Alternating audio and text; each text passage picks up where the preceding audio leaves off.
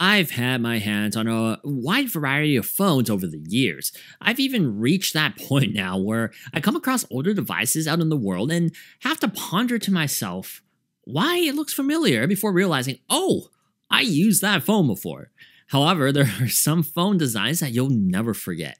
For new brands trying to break into the industry, having a physical look that stands out could be beneficial. I'll never forget what the Essential Phone PH1 looked like, and now I will never forget what the Nothing Phone 1 looks like, and that is by design. I'm Alex with the Sypnotix, and this is my full review of the Essential Phone 2. Nothing Phone 1.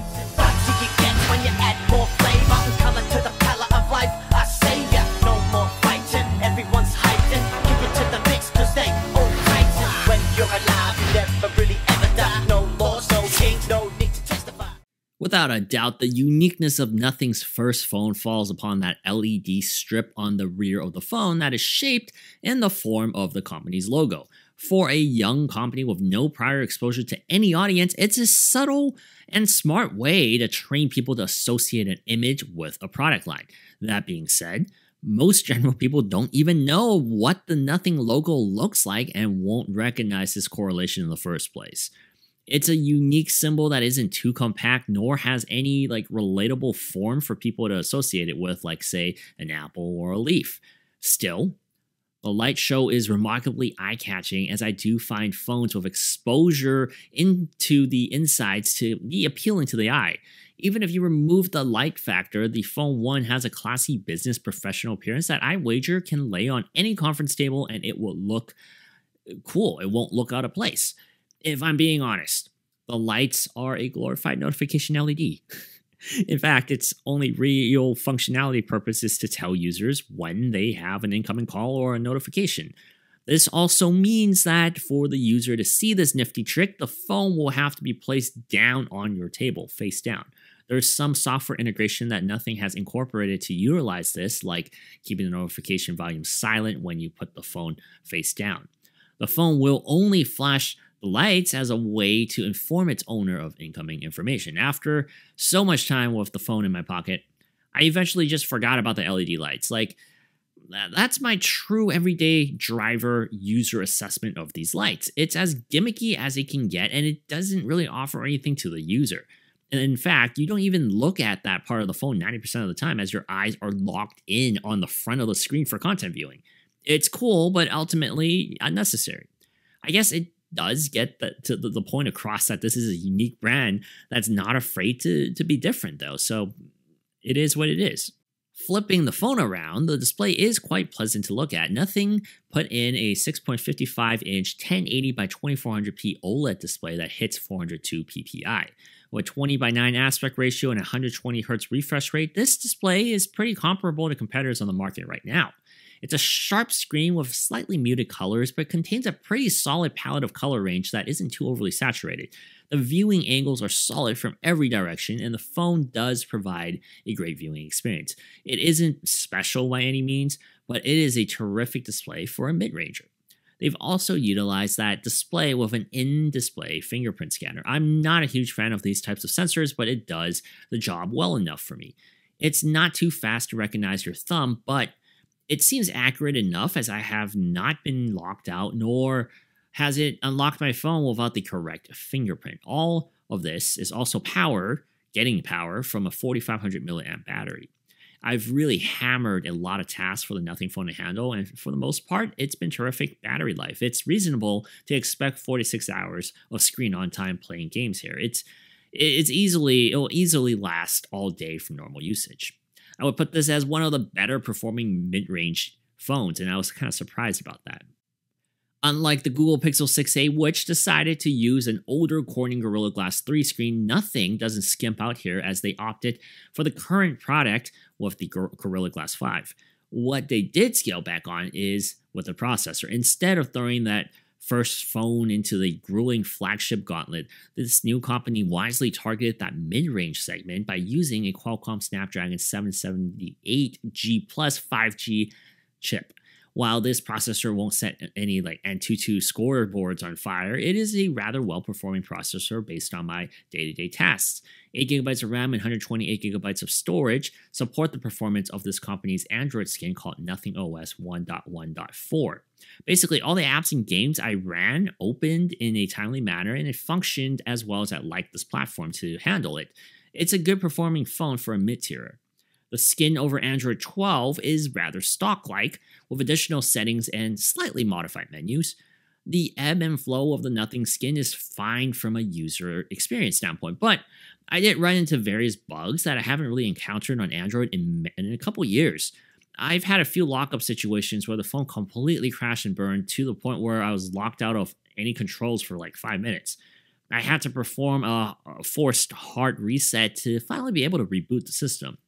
There were also mini lockups where I would be navigating the OS and nothing responds on the screen for like 5 to 10 seconds. Imagine a huge lag scenario, and that's what it feels like. I've also come across situations like this on certain phones in the past, but most modern devices from mainstream brands have well-developed software optimization by now, and I really haven't seen this in a while. Another issue I had was with call quality. I did find my frequency of drop calls to be like slightly higher in reliable areas that I find reliable than I would have anticipated. This particular model of the Nothing Phone 1 does have the proper bands for, solid reception for both call and data with LTE and even 5G with my network. However, it does seem to be inconsistent with the quality on a day-to-day basis. I also found that the Wi-Fi connection seemed to be more limited than some of the other phones I've been using recently. When put side by side with the Pixel 6a and my iPhone 13 Pro on my office desk, the Nothing Phone 1 loses hold of my Wi-Fi signal and remains on 5G or LTE. It sometimes attempts to recoup what it thinks is the stronger signal, but eventually does settle and stay locked on mobile data. This isn't a big deal to some, but as I mentioned, my Pixel 6a and my iPhone 13 Pro find my Wi-Fi connection to be the stronger signal to hold on to in the same spot as the Nothing Phone 1. It does toggle back and forth in some locations, but in this particular one, it holds. I've done enough testing at work to believe that this is a limited range issue and could be a contributor to the problem.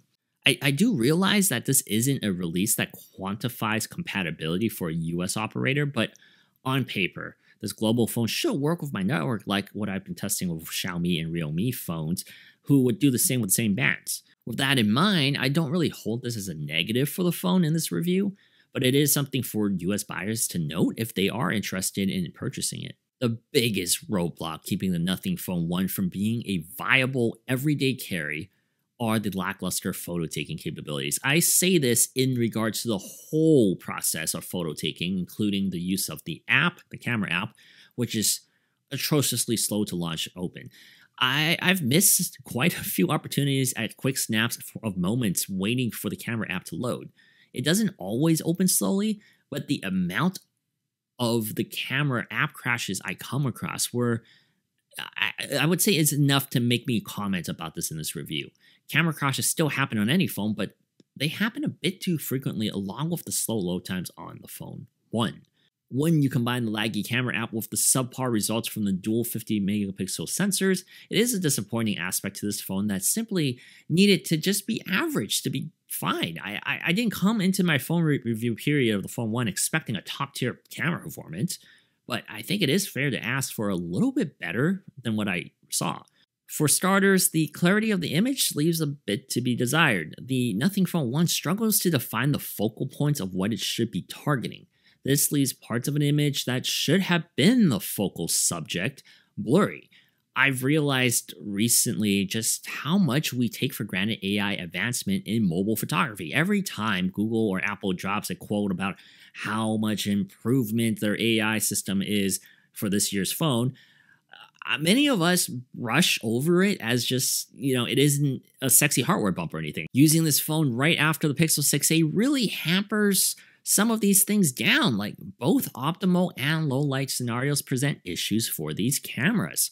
While it isn't impossible to get a sharp and well-framed image on this phone, I found it to be easier to get a shot I personally wasn't happy with more frequently than one that I was happy with. Now that I think of it, the Nothing Phone 1 shares a lot more in common with the Essential Phone PH1 than just a distinct appearance including software. A lot of the core experiences I had with this phone align with my time with that phone. I love the stock feeling of the Essential phone, and the Nothing phone has a very similar vibe. I essentially stopped pulling out my Essential phone to take pictures because the camera results were just that bad.